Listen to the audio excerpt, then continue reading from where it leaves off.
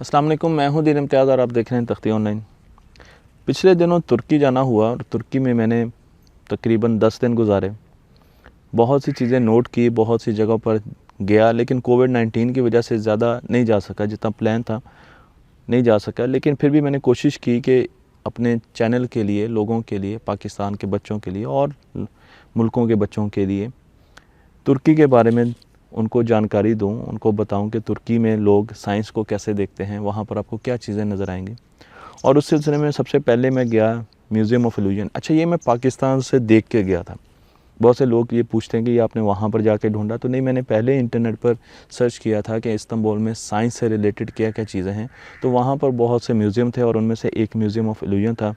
उसको हमने Istiklal road पर आगे जाकर वो आता है, और वो मैं गया एक्सपेरिमेंटली था, लेकिन जाकर मुझे बड़ा अच्छा लगा क्योंकि वो 10 मरले की जगह होगी और 10 मरले की जगह में उन्होंने इतना अच्छा म्यूज़ियम बनाया हुआ था कि मैं सोच रहा था कि ये पाकिस्तान में बड़े शहरों में लाहौर, कराची, इस्लामाबाद, यहाँ पर ये म्यूज़ियम क्यों नहीं है। हम अपने बच्चों को ऐसी तफरीह क्यों नहीं देते जहाँ पर ऑप्टिकल इल्यूजन्स उनको दिखाया जाए और उनको बताया जाए कि जो चीज़ें हमें नज़र आती हैं उनके पीछे हकीकत पूरे तरीके से आश्कार नहीं होती, सामने नहीं आती।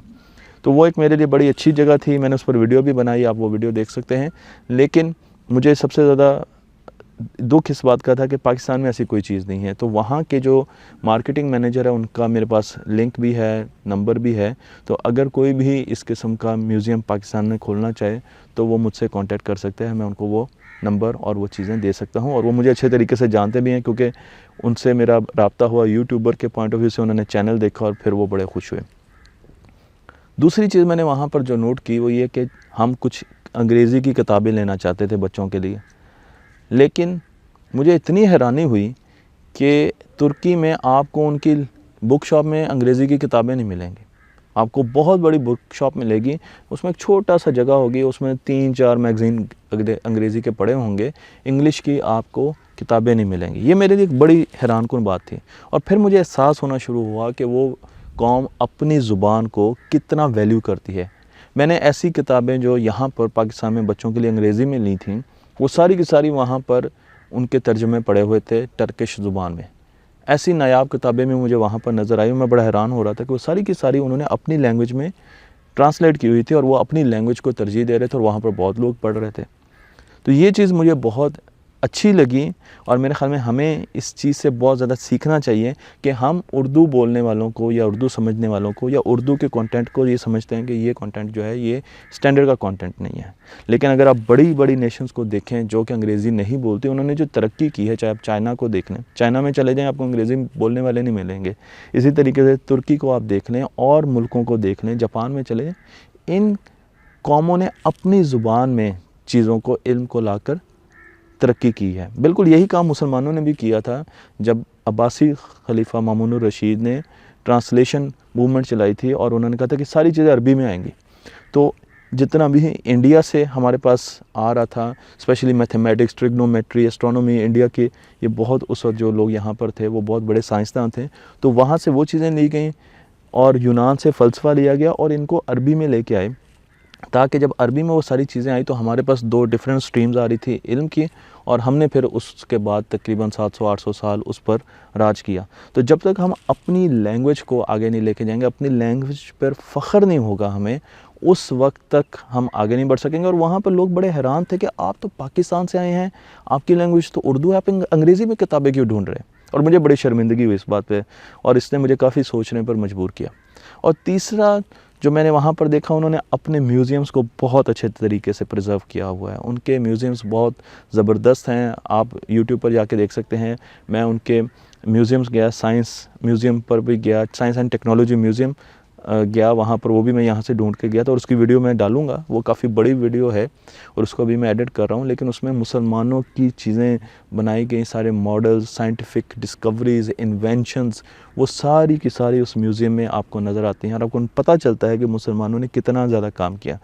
तो मैं यहाँ पर रहकर जब भी कोई मुसलमानों की साइंस के बारे में बात करता था तो कई लोग बड़े ऑफेंड होते थे कि मुसलमानों ने कोई ख़ास काम नहीं किया। लेकिन अगर आप मुसलमानों का, अब तो बहुत ही कम चीज़ें बची हैं हमारी, क्योंकि हमारी काफ़ी ज़्यादा चीज़ें ज़ाया हो गई, लेकिन जो चीज़ें बची हैं अगर आप उनको भी जाकर देखें और खुले दिमाग के साथ और जहन के साथ आप जाके म्यूज़ियम्स को देखें तो आपको अंदाज़ा होगा کہ 11ویں صدی، 10ویں صدی، 9ویں صدی، ان صدیوں میں ایسے کام کرنا، وہ بتاتا تھا کہ اس وقت یہ قوم علم پر بہت زیادہ، اپنے سائنس کے علم میں بہت زیادہ آگے تھی۔ تو مجھے بہت سے ماڈلز ملے اور کئی چیزوں کو بھی میں سمجھنے کی کوشش کر رہا ہوں، کیونکہ وہاں پر مجھے وہ چیزیں اس طریقے سے ٹائم کم تھا تو میں ہر چیز کو پڑھ نہیں سکتا تھا، وہاں پر تو سینکڑوں ماڈلز رکھے ہوئے تھے۔ تو میں ابھی بھی کئی چیزوں کو سمجھنے کی کوشش کر رہا ہوں کہ وہ کیا چیزیں ہیں، وہ کن چیزوں کے ماڈلز ہیں، اور پھر آہستہ آہستہ اس ویڈیو کو میں آپ لوگوں کے لیے بناؤں گا۔ تو مجھے اس سے یہ بھی اندازہ ہوا کہ ہمارے ملک میں تو میوزیم ہی نہیں ہے، سائنس کا کتنے میوزیم ہیں، سائنس اینڈ ٹیکنالوجی کے ہمارے ملک میں کتنے میوزیم ہیں؟ آپ مجھے کمنٹس میں ذرا بتا دیجیے گا تاکہ میرے نالج میں بھی اضافہ ہو جائے۔ لیکن آپ اگر ترکی میں جائیں گے، گویا کہ ترکی بھی ابھی بہت پیچھے ہے سائنس میں باقی یورپین کنٹری سے اور USA سے اور چائنا سے، لیکن سٹل وہ اس چیز پر فخر کرتے ہیں کہ ہم مسلمانوں نے سائنس میں راج کیا۔ اور کئی لوگ تو ہم ماننے سے انکار کر دیتے ہیں، لیکن اگر آپ وہاں پر جا کے ہسٹری دیکھیں تو آپ کو ڈیٹس کے ساتھ وہاں پر ریسرچ نظر آئے گی، ماڈلز نظر آئیں گے، اور ان کا بیک گراؤنڈ لکھا ہوا سارا کا سارا نظر آئے گا۔ تو کافی چیزیں تھیں ترکی جا کر سیکھنے کی۔ مجھے بہت سے لوگوں نے کہا کہ سر آپ بتائیں آپ نے وہاں پر جا کر کیا چیزیں دیکھیں۔ تو 3 چیزیں میں یہ آپ کو بتا رہا ہوں کہ میوزیم آف ایلوژن یہ بہت اچھا تھا اور ہمیں بنانا چاہیے۔ سیکنڈلی اپنی لینگویج پر فخر کرنا چاہیے اور اسے کبھی بھی کمتر نہیں سمجھنا چاہیے، سیلف رسپیکٹ اور جو ہونی چاہیے اپنی لینگویج کی۔ اور تیسری چیز یہ ہے کہ ہمیں سائنس کے لیے، بچوں کو سائنس کی طرف لانے کے لیے میوزیمز، ایگزیبیشنز اور اس قسم کی مختلف چیزوں کا انعقاد کرنا چاہیے۔ تختی آن لائن کو لائک کیجیے، شیئر کیجیے اور اس علم کو دوسروں تک پہنچا دیجیے۔